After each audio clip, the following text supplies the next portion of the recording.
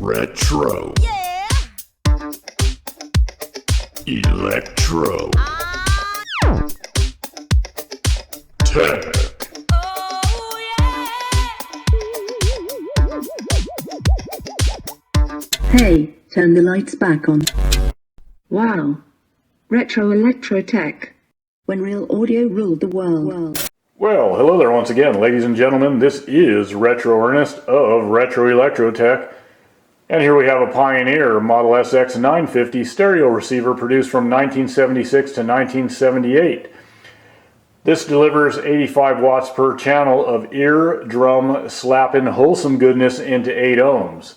But why is it here? Well, I was advised by the owner that this thing is producing noise on one or both channels, so we'll check that out.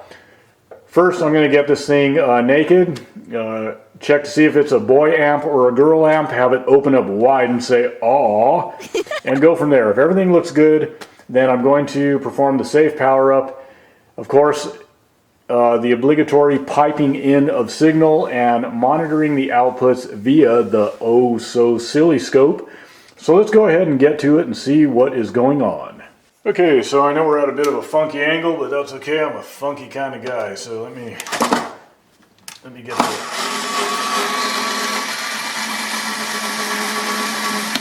the last of these screws out of here.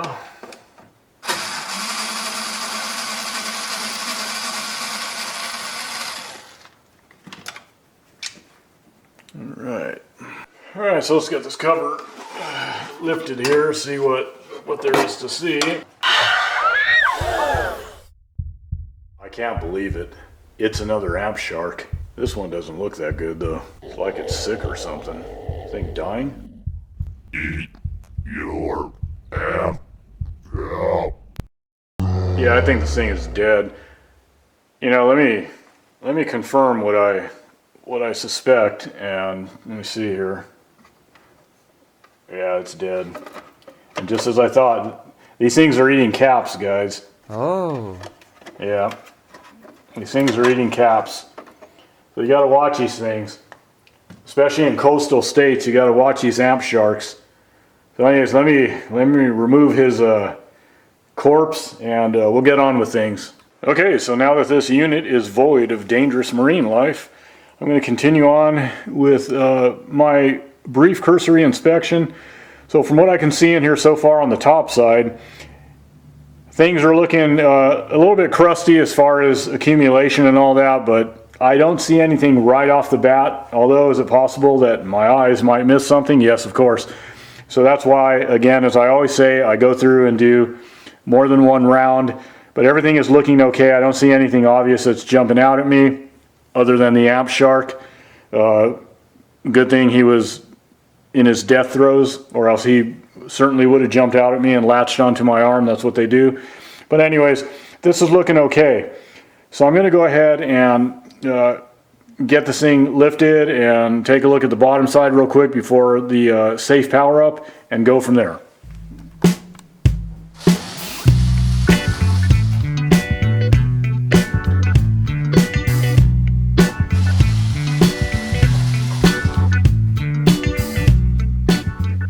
And you guessed it, we are looking at the underbelly, and just from my initial scan, everything is looking all right, nothing real super alarming. I'm going to point out a few things I noticed, but as far as the big picture goes, everything is looking pretty good. I don't see anything that's crispy looking or any any cracked parts, anything that looks super overheated. But let me excuse me. Let me zoom on into this portion of the power supply area. So what I notice here, and let me make sure that that is in fact the case. Let me get a flashlight and kind of look in from the side here. Yeah, this cap here, this 35 volt at 1000 mic, this is a little bulged. So yeah, there's that, and then this cap here, there's some shrinkage at the label, so this thing has been getting hot. And yeah, but otherwise I don't see anything real alarming. But just based on what I can see initially, everything looks okay. The power supply should be recapped all that stuff.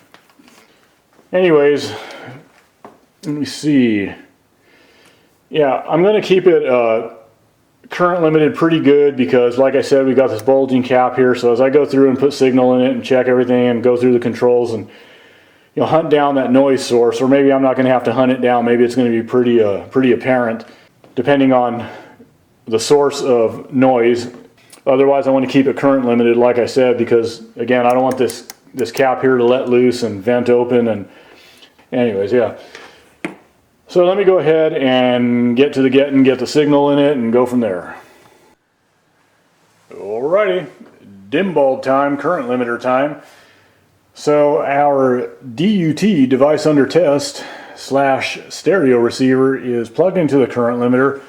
I'm not going to get into the details surrounding current limiters in this, in this go around here.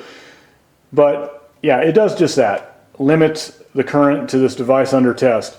So that if this thing was going to try to fail in a really bad way, to do that, it's going to want to draw heavy current. It's going to want more fuel for its fire, and I am not going to give it that fuel. So when I bring in the bulb, and the bulb I'm referring to is the small one over here. That is our lower wattage bulb, which is going to provide heavier current limiting. So it does that by, bringing in the bulb filament, which is a resistive element, bringing that in line and limiting current flow to, again, the device under test. So we're doing that with just basically a current limiting resistor, that being the bulb. The good thing, though, as opposed to just a regular current limiting resistor, is that we have the glow of the filament. We have the luminance of the bulb, and that's what we're monitoring. So initially, the bulb is going to come up bright, and that's normal when the big caps are coming up to charge, and then it will dim down, and that's where we want it. We want it nice and dim, where we can monitor it and see if there's any like weird, flickering, or it tries to come up bright, and it's kind of like trying to do that surge thing and misbehave. So there you go. But if it stays nice and stable, the way we want it, that's a good sign. Now, being that I'm bringing in a lower wattage bulb, hence more current limiting, I don't know if initially, like after it dims down, if I'm going to get the protection relay kicking in, or if I'm going to be starving it of too much current to do that. We'll see. So when it comes up bright and dims down, we'll listen. If we don't get the click, and of course it's not trying to draw heavy current, it just dims down but we don't get the click, then I'll probably switch that bulb out and bring in one that's a little bit higher wattage to allow a little bit more current to feed it just a little bit more until we get that click. Unless there's something going wrong or going on, something wrong with the relay, then, well, who knows. So anyways, let me go ahead and get to it. I'm going to pull in that bulb real quick. Keep an eye on it. It should come up bright and then dim down, hopefully. Okay, it's dimming down. Good. See if we get the click. Okay, there it goes. I almost thought it wasn't going to kick in for a second. So anyways, yeah, we got that nice glow, that nice dim glow there. So I'm going to monitor that a little bit. I'm just going to glance up at it here and there, work on a few other little things here, glance at it. If it stays nice and stable, that's cool. I'm going to still keep it current limited, like I said, throughout the testing, because I got that bulge cap on the bottom and all that. But anyways, I'm going to keep it current limited, get a signal into it, start prepping up for that, and then see what we have at the outputs and what the heck's going on with this nasty noise that the owner is talking about. So let me go ahead and move on to that. Okay, so first, let us be assured we don't have any excessive DC levels on our speaker terminals. Let's start with the right speaker. So that's right about, it's dancing around a bit. Let me actually get better contact here. So it's dancing around about 3 something, 4 millivolts. Okay, 3.9, 4 millivolts. All right. And of course, in a perfect world, we want it as close to 0 as possible, but a few millivolts here and there is not a big deal. There we go. The left is a little bit higher, about, let me get better contact here, about 7.5 or so millivolts. It's acceptable, no problem there. So let's move on. Okay, so we're looking at both waveforms, and yes, we got them, and they look pretty clean, right? So I only switched this thing on a minute ago. What I noticed initially was that right channel, the yellow trace there, was partially collapsed. It was jittery, bouncing around. It was a mess. So I forgot to hit the record button. I wanted to capture that, and what happened was instinctively I just reached for the volume control because it's a habit for me. When I see that, I kind of go for the volume and, you know, rock it back and forth a bit and jump to the balance. And the reason why that is because I find that a lot of times it's the balance, volume pot, whatever. Those are pretty common culprits. A lot of these controls can produce static, nastiness, crackle, intermittent behavior, and, you know, loss of signal, partial loss of signal, and just really poor audio. So initially I grabbed the volume, twirled it around a couple times, just dry, in other words, meaning no contact cleaner injected, and there was a little static, or moderate amount I should say, of static and crackle. But after I rotated it a few times, you know, it cleared it up pretty good. And I often say that you know, you can work these controls dry a lot of times, and if they're not real bad, you know, real nasty and gunked up or otherwise defective or whatever, or there's something else going on, usually even dry, you'll be able to fix the problem temporarily, in other words, is what I'm trying to say. But it's only a temporary fix. It'll clear it up, but, you know, if you don't have the controls properly serviced or service them properly and, you know, go deeper, the problem will come back. But anyways, after rotating that volume control a couple times, that was good. But the right channel, though, was still partially collapsed and bouncing all over. So the next thing I did real quick was reach for the balance and rotated it back and forth, and that immediately cleared that up and made the right channel there, yellow trace, spring back to life and bounce back up to the amplitude you see it at.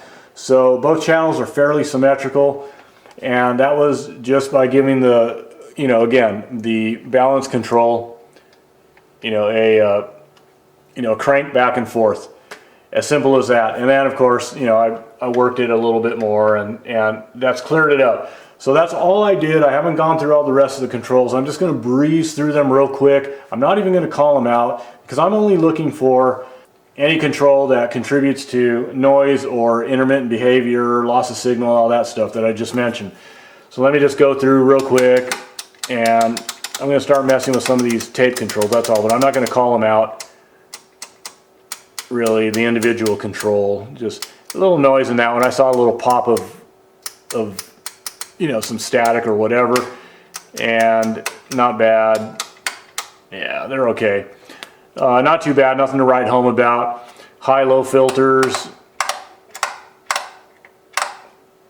I think there's a little bit. You may not even be able to see. Yeah, you might have been able to see that one. Little pops of crackle in there, but again, not a huge deal. Again, nothing to write home about. Get to our tone controls here, our treble, our bass, and some of the associated switches like tone defeat and all that. So here's our treble, and I'm not going to switch over to a square wave. I'm not assessing that. I only care about noise right now and intermittent behavior and whatnot. I'll screw with all that later because I just want to get to this and rock and roll. Okay, our bass. See our tone defeat. Yeah, I mean, you see a little bit of stuff there, but again, nothing to write home about. Speaker switch or switches. Let me. A little noise in that. Yeah, a little noise in that. Yeah. Surprise, surprise. Now I'm gonna just check the selector buttons here. Auxiliary, phono 1, phono 2, AM, FM. So, as some of you know, I have the signal piped into the auxiliary inputs, and let me mess with that a little bit. Yeah, you can see some noise in the auxiliary switch if I just kind of gently push it in and out. Some noise there, but again, nothing catastrophic. I'm switching back and forth between Phono 2 and auxiliary because Phono 2 is the next door neighbor to auxiliary. So I'm just switching back and forth to see if I can induce any ugliness. Yeah, a little bit there, like when I switch to auxiliary. It's auxiliary every time. That's getting a little bit crackly, as you can see when I switch back and forth. Yeah, okay. And then, you know, Phono 2 and Phono 1, I'll just toggle them back and forth. Yeah, nothing bad. FM. That's the country station there that you're looking at, the one here locally. But yeah, there's not really anything bad going on with yeah, AM. I'm just kind of messing around with the AM switch there. I'm not going to tune around the AM dial. I don't care about that right now. I'll check that out, make sure the AM is working when the time comes, you know, if/when I dive in deeper. So let me switch back to auxiliary, our signal there, and yeah, there's that. So overall, and let me go ahead and switch views actually. Okay, so Ellen, before I get going here, you see the glitchiness on the scope display? That's not the DUT, device under test. That is my LED light overhead. And I often get that when I have the you know, innards all exposed, the case removed and all that. I get that glitchiness. I'm aware of that. And let me digress for just a bit because that's a good point to bring up, that when you're assessing noise issues, just be aware of external sources that might be causing glitchiness and noise and all that stuff. I'm aware of a few items in my shop and around the bench that I have to be careful with, but sometimes when you don't know, it's kind of a pain in the butt because you're trying to assess a noise problem and you know, you're scratching your head only to find out that it's something external, unrelated to the device under test. So there you go, just be aware of that. So you'll notice if I kick my light off, it stabilizes. So there's that. That's a whole other gripe that maybe I'll talk about some other time. Point is, I'm going to get rid of these LED lights over my bench. I don't mind them elsewhere in the shop too much, but anyways. So let me get to the topic at hand, and that is what do I think is going on here? Well, again, at this point, I'm going to conclude until I test further and monitor things further, which I'm going to do. But I'm concluding at this point that we were dealing with, you know, skanky controls, namely that balance pot, a little bit of the volume pot. We've got that dirty auxiliary switch, and so forth. But that balance pot was really bad, and again, that's what popped it back into, you know, popped it back into place when I messed with that. But again, I need to emphasize that I'm not concluding that that's the only problem. I'm going to monitor things. I'm going to drive this thing harder when I can. I don't want to drive it too hard right now because of that bulging 35 volt 1000 mic cap on the you know, on the bottom side there, the power supply section. I'd like to get all that resolved first, get the power supply refurbed and go through it and tolerance check everything and recap that, and I'll feel better about driving this thing. Of course, we still have the main amp section, which, as I often say, you hear me say a lot of times, that the first thing I want to do, of course, is to go through the controls and get those all squared away, a really deep level flush cleaning and all that stuff that I always talk about, and get those controls all worked out, okay? Because I don't want to deal with those when I'm trying to trace down another problem. So after that, of course, I'm going to recommend the power supply is done and the main amp section. Yes, it would be great if I could go in there and do a full restoration if the customer wanted to pay for that. I really don't know if he does or doesn't. I haven't got into that. But I can't do a full restoration right now, time-wise, but not a big deal. I think what we're dealing with here really doesn't warrant that. unless, again, the customer wants to go really deeper on the future proofing of this unit and, you know, have me do that, which I'd have to do at a later date. But for now, I think we'd be just fine. Again, refurbishing the power supply, the main amp section, get these controls all resolved, because based on what I'm seeing right now, based on this preliminary evaluation, I'm almost certain, I say almost certain, once again, I need to emphasize this stuff because I know people will chime in and say, no, you need to do this, you need to do that.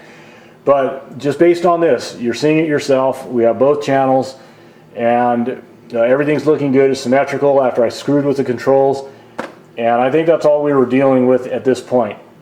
I just want to get through this section, so I'm going to close this out here and talk with the customer, monitor things for a while, and see if there's appears to be any other problems as I let this thing sit and simmer for a while, so to speak.